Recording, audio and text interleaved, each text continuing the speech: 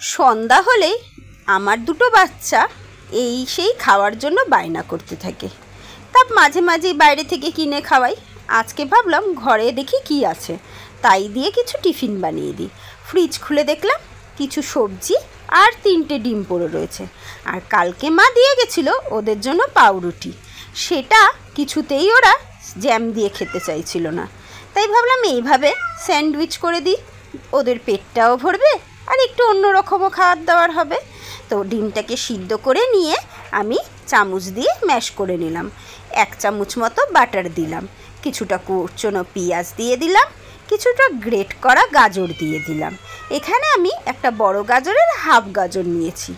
আর দিয়ে দিলাম কিছুটা কুচনো বাঁধাকপি, আর শসাটাকে গ্রেটারের সাহায্যে গ্রেট করে ভালো করে জলটাকে হাত দিয়ে চিপড়ে নিয়েছিলাম।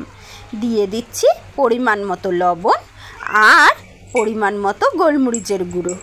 তারপরে দিয়ে দিলাম বেশ অনেকটা পরিমাণে মেয়োনিজ দিলে পরে এটার বেশ ক্রিমি একটা টেক্সচার আসে। তারপরে ভালো করে এটাকে একসঙ্গে মিক্স করে নেব। প্রয়োজন হলে আর একটু মেয়োনিজও ইউজ করব।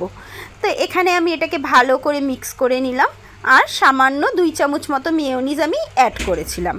তারপরেই পাউরুটিগুলোর স্লাইসের মধ্যে এটাকে ভালো করে পুর ভরে নিচ্ছি, আর উপর দিয়ে আরেকটা পাউরুটি দিয়ে দিচ্ছি। আমি পাউরুটিটায় আর অন্যরকম কিছু অ্যাড করলাম না, মানে পাউরুটির গায়ে কোনো রকম বাটার বা টমেটো সস অ্যাড করলাম না। আপনারা চাইলে ওটাও অ্যাড করতে পারেন। এই যে আমার স্যান্ডউইচ কিন্তু একদম রেডি। একে একে ছেলেমেয়ের জন্য এতগুলো স্যান্ডউইচ বানিয়ে দিলাম, আর ওরা তো পেয়ে ভীষণ খুশি।